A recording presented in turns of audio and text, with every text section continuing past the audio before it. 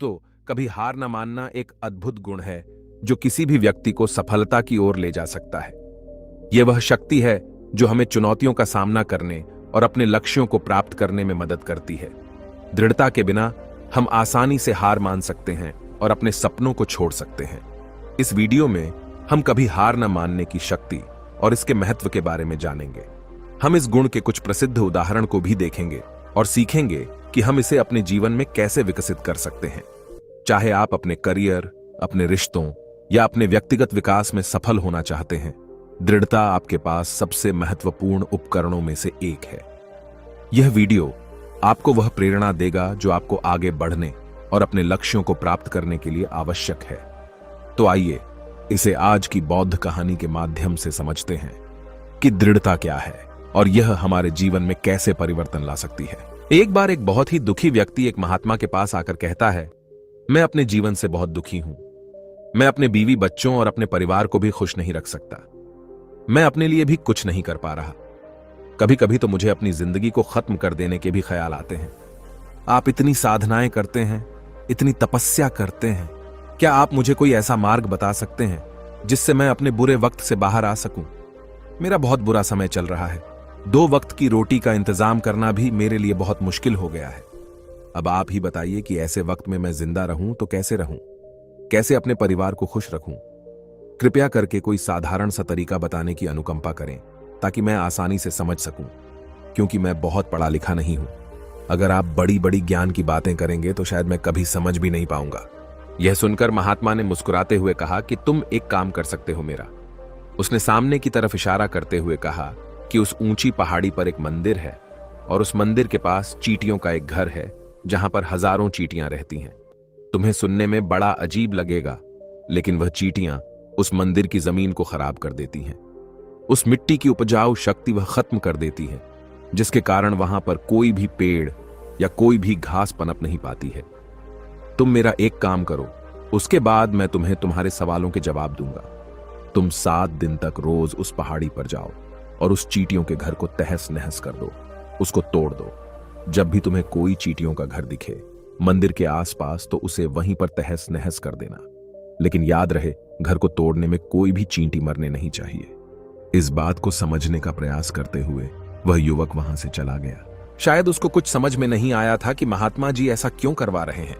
वह तो उन चींटियों पर अन्याय कर रहे हैं, उनका घर तोड़वा रहे हैं, उन्हें नुकसान पहुंचा रहे हैं। आखिर कौन महात्मा ऐसा करेगा? लेकिन फिर भी उस महात्मा की बात मानते हुए वह अगले दिन से ही पहाड़ी पर जाना शुरू कर देता है। जब वह पहले दिन पहाड़ी पर पहुंचता है तो देखता है कि बहुत सारी चींटियां अपना खाना जुटाने में लगी हुई हैं। सारी चींटियां कतार से चल रही थीं और अनाज के छोटे छोटे कण उठाकर अपने घर में जमा करती जा रही थी। यह देखकर पहले तो उस युवक का मन कमजोर पड़ गया। उसने सोचा कि ये इतनी मेहनत करके अपना घर भर रही हैं और मैं इनके घर को तबाह कर दूंगा तो इनको कितना बुरा लगेगा। लेकिन फिर उसने उस महात्मा की बात याद करते हुए उस घर को तोड़ना शुरू कर दिया। जल्द ही चींटियों में हाहाकार मच गया। वह इधर उधर दौड़ने लगी। अभी तक जो कतार में चल रही थी, अब वह बिखर गई और इधर उधर अपनी जान बचाने के लिए भागने लगी। थोड़ी देर में घर टूट गया और सारी चींटियां इधर उधर छुपने के लिए भाग चुकी थीं। यह करने के बाद वह युवक दुखी मन से वापस अपने घर पर लौट आया। उसका मन परेशान था, दुखी था, पश्चाताप से भरा हुआ था। फिर उसने अपने बिस्तर में रात में लेटे लेटे ही सोचा कि अब तो उन चींटियों का घर तबाह हो चुका है। अब वहां वापस जाने से क्या प्रयोजन है? अब क्या फायदा होगा? क्योंकि चींटियों का घर तहस नहस करने के लिए महात्मा जी ने कहा था, जो मैं कर चुका हूं। लेकिन फिर कुछ सोचकर अगले दिन उसने फिर से जाने का निश्चय किया और अगले दिन सुबह सुबह उठकर वह वापस उसी पहाड़ी पर पहुंच जाता है। पहाड़ी पर पहुंचकर वह उसी जगह पर पहुंचता है जहां पिछली सुबह उसने उस घर को तहस नहस कर दिया था। लेकिन वह यह देखकर चौंक जाता है कि उन चींटियों ने फिर से अपना घर उसी जगह पर बना लिया था और अब वह फिर से अपने घर के लिए सामान इकट्ठा करने में जुटी हुई थी। उस आदमी को देखकर लगा कि यह चींटियां कितनी मूर्ख हैं। इनको पता है कि कल ही इनका घर इसी जगह पर तबाह किया गया है और उसी जगह पर उन्होंने अपना नया घर भी बना लिया। और यह सोचकर वह आदमी हंसने को हुआ। लेकिन फिर से महात्मा की बात याद करते हुए उसने उन चींटियों का घर फिर से तबाह करना शुरू कर दिया। फिर से उन चींटियों में हलचल मच गई और थोड़ी देर में वह चींटियां इधर उधर अपनी जान बचाने के लिए भागने लगी। कुछ ही देर में उनका घर फिर से नष्ट हो गया और वह युवक थोड़ा संतोष के भाव से कि इस बार तो मैंने अच्छी तरह से उस घर को तबाह कर दिया है, अब तो वह चींटियां यहां पर अपना घर बना ही नहीं पाएंगी। इसीलिए जाने से पहले उसने उस घर पर ठंडा पानी भी डाल दिया ताकि चींटियां वहां पर अपना घर न बना सकें। और इस तरह अपना कर्म पूरा करके वह युवक फिर से अपने घर लौट आया। आज रात में सोते वक्त फिर से वह इंसान यही सोच रहा था कि क्या महात्मा यह सही काम करवा रहे हैं? क्या किसी का घर तबाह करना किसी सिद्ध पुरुष को शोभा देता है? क्या हो अगर वह महात्मा सिद्ध पुरुष हो ही ना? क्या होगा अगर वह मुझे बेवकूफ बना रहे हो? लेकिन फिर उसने निश्चय किया कि मैं अपने काम को पहले पूरा कर लेता हूं, उसके बाद ही पता चलेगा कि महात्मा मुझसे ऐसा क्यों करवा रहे थे। और यही सोचकर वह रात में सो जाता है। अगले दिन सुबह उठकर वह फिर से उसी पहाड़ी की ओर निकल जाता है। पहाड़ी पर पहुंचकर वह उसी जगह पर पहुंचता है जहां पर उसने उनके घर को तबाह कर दिया था, और वह यह देखकर खुश हो जाता है कि वहां पर कोई भी घर नहीं था। सारी चींटियां वहां से भाग चुकी थीं। अब उसने सोचा कि अब मेरा रोज रोज आने का क्या प्रयोजन, क्योंकि चींटियां तो अपना घर बदल चुकी हैं और महात्मा जी ने मुझे 7 दिन आने के लिए कहा था, लेकिन आज तो तीसरा ही दिन है। अब बाकी 4 दिन वापस आने का क्या प्रयोजन? और यही सोचकर उसने निश्चय किया कि यहां से वह सीधा उसी महात्मा के पास जाएगा और उनको यह सारी खबर बता देगा। जब वह वापस मुड़कर उस पहाड़ी से उस महात्मा की कुटिया की तरफ जाने लगा तो उसने देखा तो अचानक उसकी नजर एक और घरौंदे पर पड़ी जो कि चींटियों का ही बनाया हुआ था। मतलब कि वह घरौंदा चींटियों ने ही बनाया था और अब वह चींटियां नए घर में वास कर चुकी थीं। यह नया घर उनके पुराने घर से थोड़ी ही दूरी पर था और जब उस युवक की नजर उस घरौंदे पर पड़ी तो उसने सोचा कि शायद महात्मा को पता था कि यह चींटियां अपना घर यहां से बदलकर किसी दूसरी जगह पर बना लेगी, इसीलिए उन्होंने मुझे 7 दिन आने के लिए कहा था। और यह विचार करके वह उसका नया घर भी तोड़ने के लिए पहुंच जाता है। जब वह वहां पहुंचा तो चींटियां उसी तरह अपने कार्य में लगी हुई थीं। वह अपने लिए खाना इकट्ठा कर रही थी और अपने घर में जमा करती जा रही थी। जो पुराना घर टूटा था वहां भी अनाज के कण बचे हुए थे और चींटियां वहां से भी अनाज इकट्ठा कर करके वापस अपने नए घर में ला रही थी। अब यहां पर फिर से युवक का मन थोड़ा कमजोर पड़ गया, क्योंकि वह खुद भी कमजोर था, खुद भी वक्त का मारा हुआ था। इसीलिए उसके मन में उन चींटियों के प्रति दया का भाव उमड़ रहा था। उनके ऊपर उसे दया आ रही थी। वह चाहता था कि उनकी मदद करे, लेकिन वह उल्टा उनको नुकसान पहुंचा रहा था। लेकिन उस महात्मा की बात को याद करते हुए उसने फिर से उस घर को तोड़ने का निश्चय किया और उसने इस बार बड़ी ही सावधानी के साथ बिना किसी चींटी को कोई नुकसान पहुंचाए वह घर तबाह करना शुरू कर दिया। वक्त थोड़ा ज्यादा लगा, क्योंकि किसी भी चींटी को नुकसान न पहुंचाने की शर्त महात्मा ने पहले ही रखी थी। इसीलिए उसको बड़ी सावधानी के साथ उन घरों को तबाह करना था। लेकिन आखिरकार उसने उस घर को भी तबाह कर दिया और उस घर को तबाह करने के बाद वह बड़े ही दुखी मन से, इस बार वह पहले से भी ज्यादा दुखी था, क्योंकि उसने उनका नया घर भी तोड़ दिया था। वह उन चींटियों को बसने ही नहीं दे रहा था और वह अब अपने आप को शैतान या दानव समझने लगा था। लेकिन फिर भी उस महात्मा की बात को मानते हुए वह अपने घर पर दुखी मन से वापस आ गया। रात में सोने से पहले एक बार उसने फिर से सोचा कि मैं कितना बड़ा शैतान हूं, कितना बड़ा दानव हूं। पुराना घर तो छोड़ो, मैं उन चींटियों को कहीं भी बसने के लिए कोई जगह ही नहीं दे रहा हूं। वह चींटियां मेरे बारे में क्या सोचती होंगी? वह कितना दुत्कारते होंगे उस परमात्मा को जो मेरे द्वारा यह काम करवा रहा है।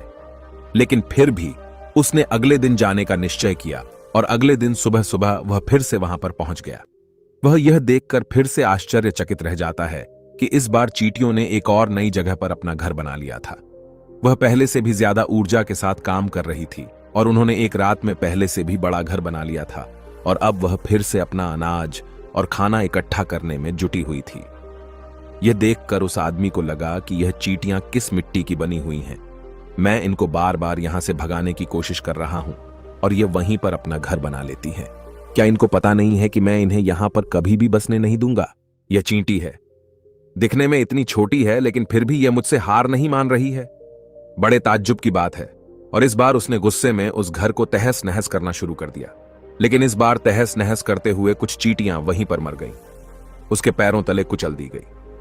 कुचलने के बाद जब वह अपने अहंकार से बाहर आया तो उसने देखा कि गुस्से में उसने उन चींटियों को कितनी क्षति पहुंचा दी है।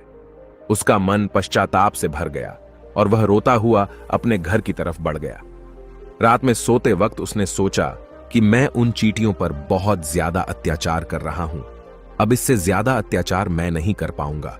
और यही सोचकर वह अगले दिन उन चींटियों के लिए अपने घर से थोड़ा आटा लेकर उसी पहाड़ी पर पहुंच जाता है। आज उसके मन में उन चींटियों के प्रति श्रद्धा का भाव था, दया का भाव था। आज वह उनकी मदद करना चाहता था। और जब वह वहां पर पहुंचा तो चींटियां फिर से अपने नए घर को बनाने में जुटी हुई थीं। उसने बड़ी ही दया के साथ उन चींटियों को अपना लाया हुआ आटा खिलाया और अगले 3 दिनों तक वह ऐसा ही करता रहा। जो इंसान पिछले 4 दिनों से चींटियों को नुकसान पहुंचा रहा था, अब वही इंसान उन्हें मदद कर रहा था। वह रोज सुबह जाता और उन चींटियों को अपने हाथों से आटा खिलाता। 7 दिन के बाद वह युवक उस महात्मा के पास पहुंचकर हाथ जोड़कर बोलता है कि हे महात्मा जी, मुझे माफ कर देना। मैंने उन चींटियों का घर तबाह करने के लिए बहुत कोशिश की। मैंने उनका घर तबाह किया भी। 1 बार नहीं, 4 बार मैंने उनका घर तोड़ा। उसके बाद मैं हिम्मत नहीं कर पाया, उनके घर को नहीं तोड़ पाया। मैं समझ सकता हूं कि मैंने आपका काम पूरा नहीं किया और इसके बदले आप मुझे वह तरीके भी नहीं बताएंगे जो कि मुझे मेरे बुरे समय से बाहर निकाल सकते हैं। लेकिन मुझे इसका कोई दुख नहीं है। मुझे लगता है कि मैंने जो किया वह सही किया, इसीलिए मैं आपसे आज्ञा लेकर वापस जा रहा हूं। कृपया मुझे वापस अपने घर जाने की आज्ञा दीजिए। यह सुनकर उस महात्मा ने मुस्कुराते हुए कहा कि अरे बेटा, इतनी भी क्या जल्दी, रुको तो सही, जलपान तो कर लो, थोड़ी देर ठहर जाओ, उसके बाद चले जाना। और यह कहकर वह महात्मा उस युवक के लिए पानी लेकर आते हैं। पानी पिलाने के बाद महात्मा उस युवक से पूछते हैं कि तुम मुझे यह बताओ कि आखिर तुम उन चींटियों का घर तबाह क्यों नहीं कर सके। वह चींटियां तो छोटी छोटी हैं और तुम इतने विशाल हो, फिर भी तुम उन छोटी छोटी चींटियों का घर तबाह नहीं कर पाए। कहां है तुम्हारी शक्ति, तुम्हारा बाहुबल?